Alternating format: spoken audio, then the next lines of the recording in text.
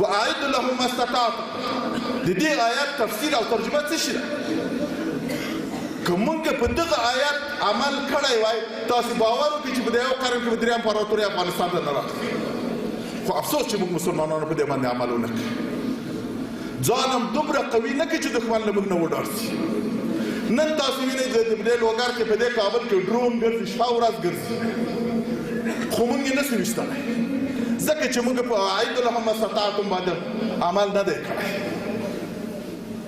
موږ د یو فنکشن مرمیم که غواړو له خارجه راغواړو، خپله یې نسو جوړولی. اوالان کې زموږ په سلفو کې کیمیادانان، فیزیکدانان، ساینسدانان، جید علما د هر مسلک و د هر رشته د مسلمانانو کې تیر سوي دي. جید علما دي. نه د تفسیر دی که ولاړ سئ ډېر وخت به ونیسي. دا علما کرام هم دلته ناست سلیمانه بې ادبي ونیسي ډېر وخت ونه نیسي. خو موږ په دغه آیات عمل نه دی کړی. راځئ چې په دې قناعت وکړو چې موږ په دغه واعد لهم ما استطعتم باندې عمل نه دی کړی. او دا عمل چیرې کېدلی شي چې باید موږ دغه علوم زده کړو، باید موږ الجبر زده کړو، باید موږ فزیک زده کړو، باید موږ کیمیا زده کړو، باید موږ بیولوژي زده کړو چې د الله پاک د مخلوق که هغه په بحر کې دي که په بر کې دي که په هوا کې دي که په مځکه باندې د غولو ژوند د خبر شو چې څه شي دي څه رقم دا په بیولوژي کې ده. نن چې اټوم جوړېږي، توپونه جوړېږي، طیارې جوړېږي، دا فزیک او کیمیا یې جوړوي. زمونږ فزیکدانان دي، زمونږ کیمیادانان نن په خارج کې په امریکا او په اروپا کې د اکثر ملکونو کې زه خبرېږم غټ غټ علما زمونږ د دغو علومو لغو سره کار کوي، د هغو په فابریکو کې کار کوي، هغو ته سلاوې جوړوي، هغو ته پیشرفتونه ورکوي. مونږ سات په لاس کوو خو جوړولی یې نسو، په موټر کې ګرځو خو جوړولی یې نسو.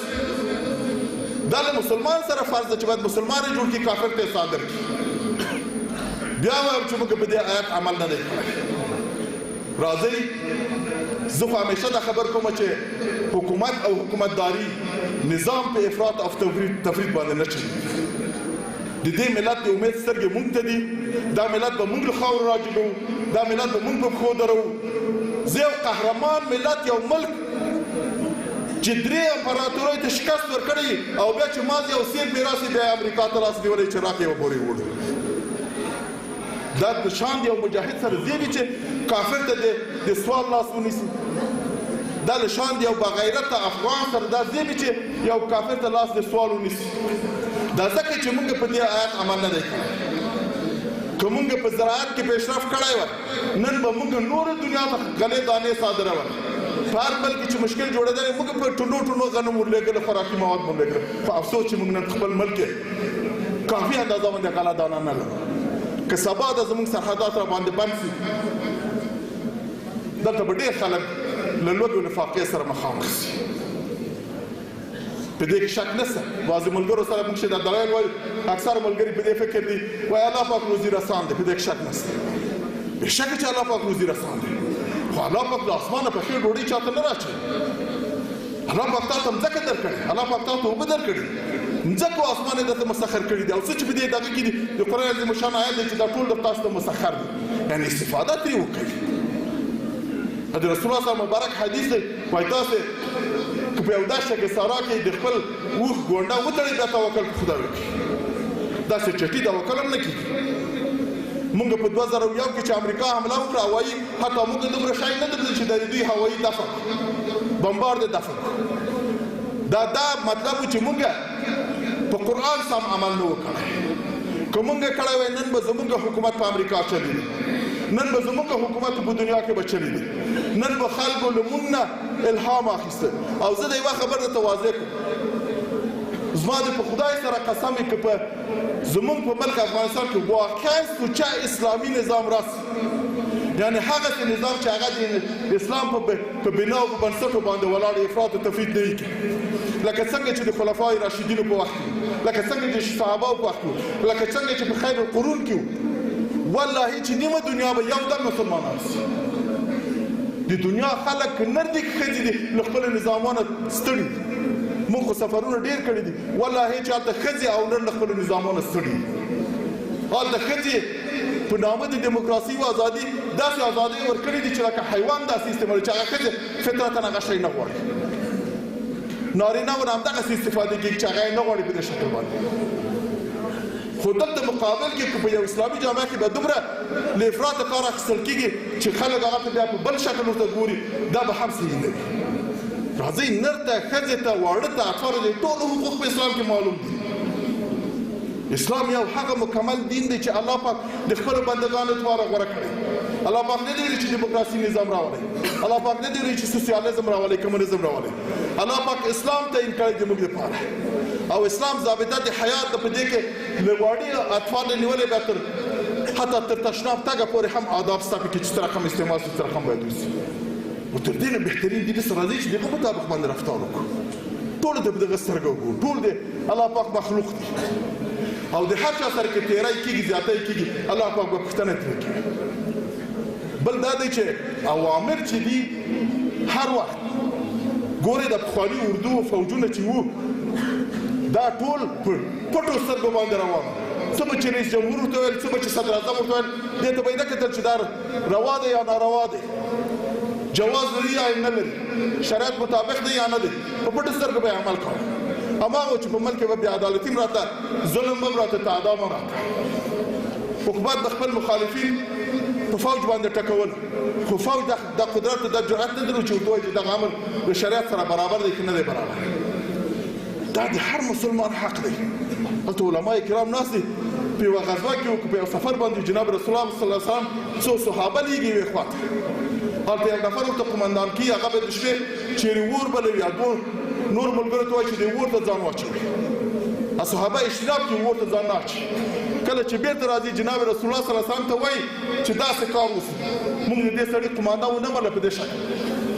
رسول الله صلی الله علیه مبارک ورته وایي چې دا ښه شو چې تاسو دا کارونه کوئ، کوم کړی وای بیا به تر قیامته پورې په دې اور کې سوځېدی.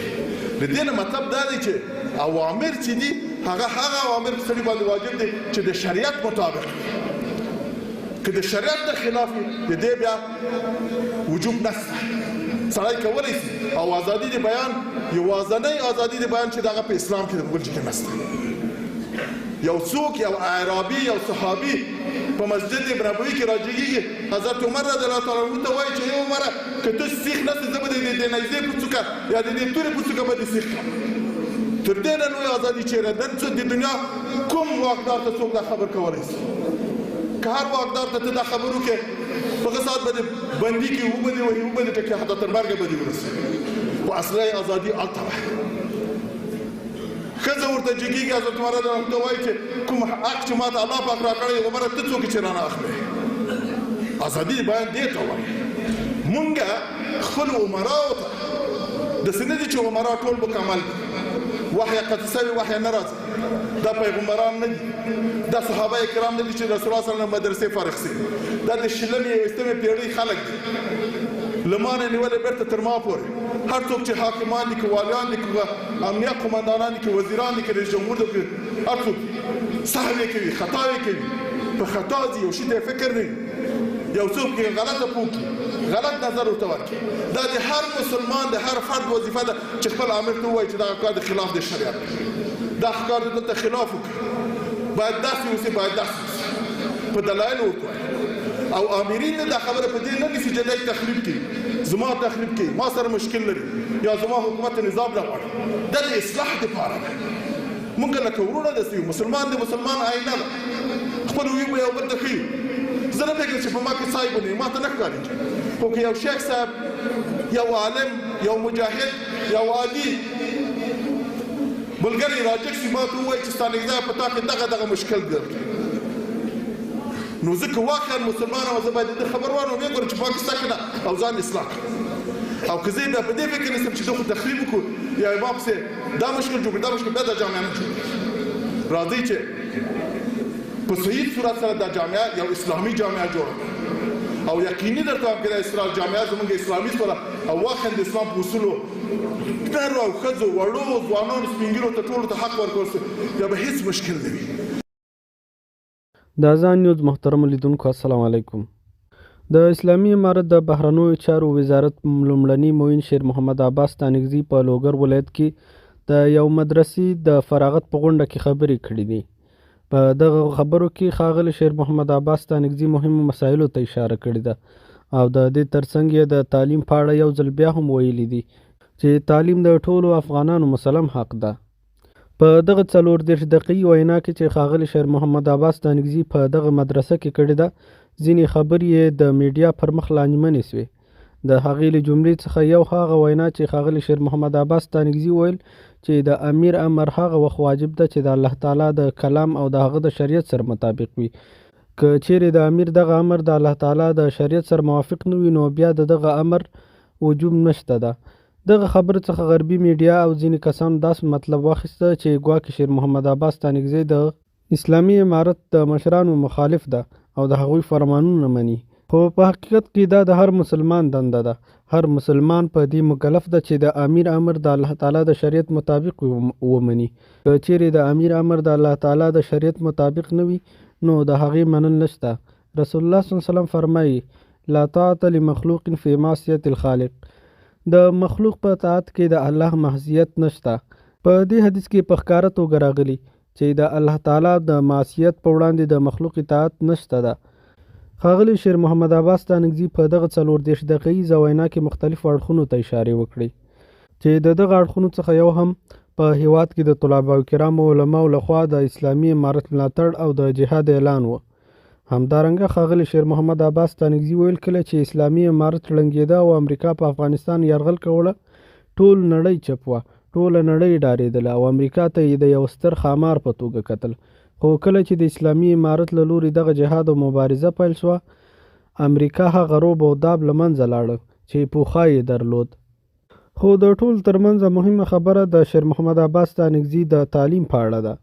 شیر محمد عباس ستانکزي همیشه د نجونو د تعلیم په حق کې خپل غږ اوچت کړی دی. ویلي دي چې باید ژر تر ژره داسې چوکاټ برابر شي چې د نجونو تعلیم ته لاره برابره شي. ښاغلي شیر محمد عباس ستانکزي همدارنګه وویل که چیرې دوی یوه داسې تخطي کوي چې له امله یې دغه نظام ړنګېږي او یا هم د شهیدانو له وینو سره خیانت کوي، نو د قیامت په ورځ به دوی له ګریوان رانیول کېږي. هغه همدارنګه د افغانستان د تیر جهاد مثال ورکړل چې کله روسان مات شول، افغان مجاهدین په خپل منځ کې په جګړه ونښتل او د شهیدانو ارمانونه یې خاورې کړل.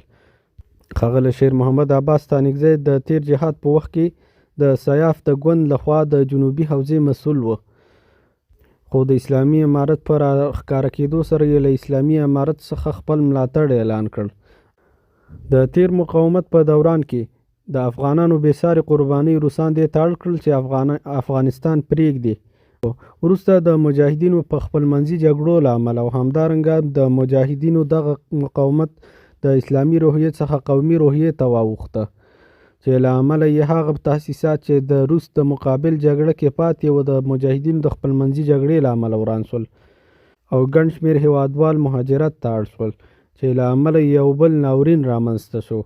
د جهاد ارمانونه وپلورل شو او هغه هدف لپاره چې دغه مقاومت ترسره شوی و ترسره نه شو. که چیرې هلته مجاهدین په یو داسې حکومت جوړولو توانېدلي وای چې د افغانانو غوښتنې یې منلې وای او د اسلامي شریعت سره سم په خپل منځ کې په یو ټغر راټول شوي وو، نو د افغانستان راتلونکې بدبختۍ به یې حل کړې وي او دغه بدبختۍ چې د هیواد راتلونکي لپاره د یو نسل څخه بل نسل ته ځي اوس به نه وي موجودې. راځو په دې برخه کې درته د ښاغلي شیر محمد عباس ستانکزي د وینا مهم ټکي وړاندې کوو. د ښاغلي شیر محمد عباس ستانکزي د دغه 34 دقیقیزې ویډیو مهم ټکي درته په څو ټکو کې را خلاصه کوو. هیله ده د ویډیو تر پای را سره پاتې شئ. نه ورکوي لکه بل جهاد کې چې فتوا د جهاد ورکړه، یو ځل بیا راجګ شول او د جهاد فتوا یې ورکړه او د دې د فتوا په مطابق باندې مجاهدین راجګ شو، جهاد یې شروع کړ. د دې شک نشته چې په دې جهاد کې طلباء کرامو ډېره قرباني ورکړه. خو دا یو شی باید له نظره ونه باسو چې دا جهاد نه تنها طلباء کرامو بلکې د افغانستان ټول ملت ورکړه. د دې ملک هر فرد که هغه ملا دی، که عالم دی، که طالب دی، که بزګر دی، که انجینر دی، که معلم دی، ټولو قرباني ورکړه په دې شلو کلو کې. هر چا په خپل وس او په خپل اندازه باندې جهاد وکړو، چا د سر جهاد وکړو، چا د مال جهاد وکړو.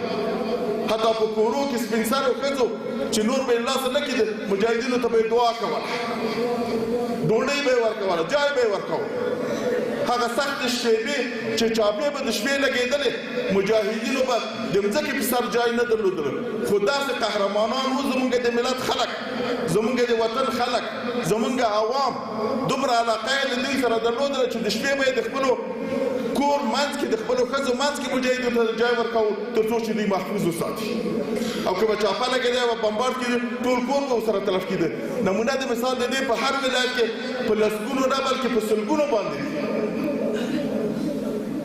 تېرو وختو کې یو چا ما ته کیسه کوله وایي زه به یې و ډېر یخ و واوره وه نو موږ مجاهدین وایي راغللو یو کلي ته ورغلو یو کور ته دروازه مو ټک ټک کړله موږ چې دلته به څوک موږ ته جای راکړي دا خلک به یې رانه کړي خو کله چې دروازه ټک ټک چې راووت چې موږ یې ولیدلو په غېږ روغبړ راسره وکړه وایي راته ویل چې 15 دقیقې ماتل وکړي زه جای درته جوړوم وروسته 15 دقیقو نه وروسته یې وایي دننه کړو کور ته چې ننوتو ډېره ګرمه تواخانه وه ګرمه کوټه وه دې کوټه کې یې کېنول فوراً یې ډوډۍ را تیاره کړه او له ډوډۍ نه وروسته یې جای ما راته جوړ تر سهاره پورې موږ دلته ویدو خو د شپې وایي موږ واورېد چې په بله کوټه کې د واړه ماشوم غږ و سهار په دې باندې خبر شو چې د سړي کوروالا په د حمل وضع یې وکړه زوی پیدا شو دا خپله ښځه چې مریضه ښځه په دې شپه له دې ګرمې کوټې نه داسې نمونې سته او قربانۍ ورکړي دلته زما ته مخ اوس ناست زه اکثره علما کرام د دې وطن خلک پېژنم چې 2 و 3 4 زمنې شهیدان کړي یو یې شهید سوی بل یې لېږل بل یې شهید سوی بل یې لېږل نو زه خبر ځکه کومه طلبای کرامو چې دا کوم نظام نن زمونږ لاس ته راغلی ده لکه مخکې چې ما ویل دا موږ ته چا په تحفه کې نه ده راکړی دلته د میلیونونو انسانانو مجاهدینو وینې بهېدلې دي که دغه وینې موږ له ننګرهاره خوسې کړو له نیمروزه به تېرې ځي ایران ته به واوړي د وینو باران وسې موږ دا په مفته نه ده ګټله اوس هغه کسانو چې قرباني ورکړه د ولاړه شهیدان سو د الله پاک حضور ته ورغله زه امید د دې کوم چې الله پاک به ښه معامله انشاءالله ورسره کړي خو غټ مسؤلیت او غټه وجیبه یې زمونږ په اوږو راپرېښودله چې نن موږ دلته ناست یو دا ډېر اسان دی چې سړی دښمن ته ورسي مخامخ ورسره ودرېږي جنګ ورسره شروع کړي یا شهید سي او یا غازي سي خو دا غټ مسؤلیت او له ډېرې خطراتو ډک چې د هغې د جهاد ثمره د انقلاب ثمره یو اسلامي نظام راسي او د دې ساتل وروسته ځکه هلته په تود سنګر کې د جهاد په سنګر کې له انسان سره بیدون د خدای له رضا نه بل هیڅ فکر ما نظر نه وي ورسره مګر کله چې صلح راسي امنیت راسي اسلامي نظام قایم سي بیا شیطان هم راسي او انسان ته 100 قسم وسوسې وراچي د جاه د چوکۍ د پیسو رقابت انډیوال بازي قوم بازي په مختلف اشکالو نو اوس هغه امتحان دی چې الله پاک زمونږ په غاړه واچولی زه همیشه مجاهدینو ته دا خبر کوم او د خپلو مشرانو ملګرو ته مې هم دا خبر کړې ده چې والله چې زمونږ مسؤلیت دومره خطرناکه دی چې زه هېڅ تصور نه شم کولی خدای ناخواسته داسې نه سي چې پښې م پکې وښویږي خدای ته رسول ته دې ملت ته او په ورځ د حشر د ټولو شهداو ته مسؤول واوسو ما د مشرانو ته دا خبر کړی ده چې که خدای ناخواسته مونږ یوه تخطی کوو او دا نظام پرې باندې خرابېږي دا نظام پرې باندې ړنګېږي دې نظام ته تاوان رسېږي په ورځ د حشر به دا په میلیونونو شهیدان به زمونږ ګریوان ته لاس راچوي او مونږ به کش کوي ځکه چې و قربانۍ ورکړی دی خو مونږ له خپل نفس سره بیا جهاد ونه کړو مونږ د خپل نفس تابعدار سو مونږ چوکۍ پرستان سو مونږ قوم پرستان سو مونږ له دنیا سره محبت پیدا کړو او انقلاب مسیره منحرفه کې په غلطه خوا باندې ولاړه الله پاک دې داسې نه کړي طلبای کرامو ستاسې د عمل وخت دی سر له ننه تاسې وځئ دې جامعې ته دا ټوله جامعه تاسې ته سترګې په لار دوی پوهېږي چې دا طلبای کرام نن فارغ شوي دي د جامعې ته راځي نو کوم توقع چې دا ملت تاسې لري چې د هغه مطابق ورته برابر شي په اسلام کې افراط او تفرید نشته. افراط او تفرید په یهودیانو او نصاراو کې چې د هغې په عوض کې الله پاک اسلام راوست 1400 کاله مخکې چې یو معتدل دین دی. په افراط او تفرید کې جامعه مخته نه ځي، حکومت مخته نه ځي. تاسو لیدلي چې په سابقه دورو کې دومره به د دین سره بېغوري او بې پروایي کېدله چې حتی تاسو به لیدلي ډېر غټ غټ ځوانان به وو 80 او 80 کلن به لمونځ به یې نه موسه، په شریعت به نه وو برابر. خو نن هغه خلک دې ته سترګې په لار دي چې تاسو هغو ته نمونه د مثال سئ، تاسو هغو ته اسلامي نظام وروښئ. او دا هغه وخت کېدلی شي چې اول اسلام موږ خپل ځان کې تطبیق موږ فی السلم کافه، د آیت د فی السلم کافه چې راغلی د دې ترجمه او تفسیر دا ده چې سړی باید خپله مکمل په اسلام کې ورداخل شي. زمونږ رفتار، زمونږ کردار، زمونږ ناسته، زمونږ ولاړه، خوراک او څښاک، حکومت او حکومتداري ټول باید د اسلام مطابق. مونږ د شریعت د تطبیق په خاطر یا د شریعت د تطبیق په لپاره مونږ د دنیاوالو سره معامله نه کوو.